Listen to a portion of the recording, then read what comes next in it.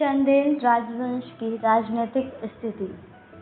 चंदेल वंश के इतिहास के संदर्भ में जानने के लिए उसके अपने अभिलेख हैं, जैसे खजुराहो अभिलेख, हमीरपुर अभिलेख, मऊ प्रस्तर अभिलेख एवं छतरपुर का अभिलेख। साहित्यिक स्रोतों में कृष्ण मिश्र के प्रबोध, चंद्रोदय राजशेखर का प्रबंध कोश, पृथ्वीराज रासो, परमार रासो एवं जगन्नीकृत आलाखंड इत्यादि हैं। मुस्लिम लेखों में निजामुद्दीन एवं हसन निजामी आदि ने चंदेल वंश के शासकों का उल्लेख किया है। जेजाक भुक्ति बुंदेलखंड का प्राचीन नाम है। चंदेल यहीं के राजा थे। प्रतिहार साम्राज्य के पतन के बाद चंदेलों का बुंदेलखंड पर अधिकार रहा। इनकी उत्पत्ति अंधकारमय है। लेखों में उन्हें चंद्रोत्तय ऋषि का वंशज बताया गया है, जो अत्रि के ऋषि थे। यहाँ लोग अपना संबंध चंद्रक से भी जोड़ते हैं, जो इस बात की सूचना है कि यहाँ चंद्रवंशी राजा थे। इस वंश की स्थापना 831 ईस्वी 831 ईस्वी में लगभग नन्नुक नामक व्यक्ति ने की थी। इस वंश के प्रारंभिक शासक प्रतिहारों के सामंत थे। इनके प्रारंभिक शासकों में वाकपति, जयशक्ति, विजयशक्ति और राहिल प्रमुख हैं।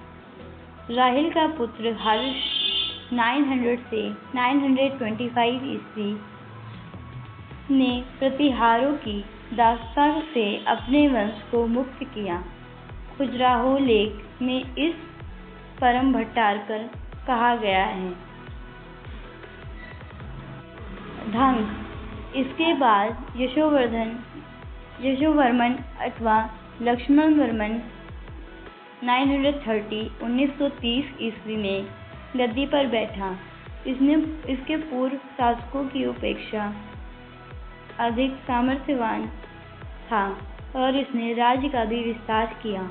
यशोवर्मन ने प्रतिहार साम्राज्य को समाप्त कर अपने में मिला लिया। इस राजा ने 1950 ईस्वी तक राज किया। इसके पश्चात इसका पुत्र धंग राजा हुआ। यह 1950 से 1002, 950 से 1002 ईस्वी तक शासन किया। चंदेलों की वास्तविक स्वतंत्रता इसी ने दिलाई थी। इसकी उपलब्धियां खजुराहो लेख से ज्ञात होती हैं। इसने सर्वप्रथम काविंजर पर अधिकार किया और उसे अपनी राजधानी बनाई। इसके पश्चात ग्वालियर, प्रयाग, बनारस को भी विजित किया। सासू बहु लेख में कच्छप घाट अथवा कहवाहा राजा ब्रजदमन को भी जीता था। कुछ समय बाद अपनी राजधानी कालिंजर से बदलकर खजुराहो में कर लिया था।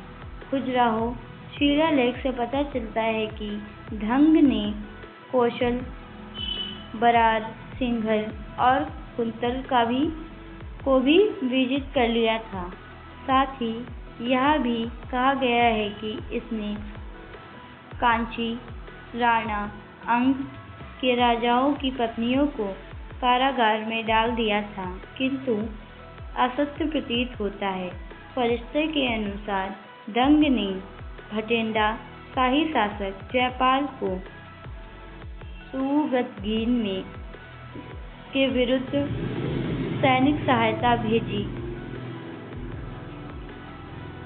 और इसके विरुद्ध बने हिंदू राजाओं के संघ में सम्मिलित हुआ, किंतु सुबुक्तगीन इस संघ को पराजित कर दिया।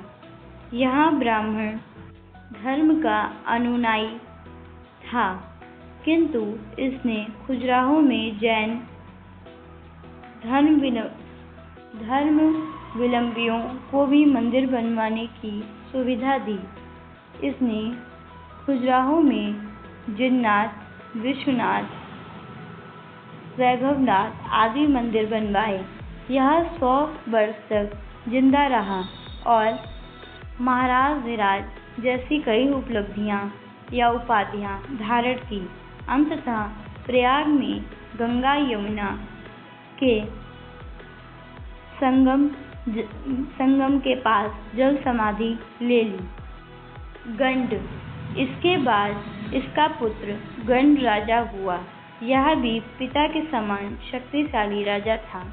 इसका कोई लेख नहीं मिलता, किंतु गंड के शासन में चंदेल साम्राज्य अक्षुण्ण बना रहा। गंड 1002 से 1019 ईस्वी 1002 से 1019 ईस्वी तक शासन किया।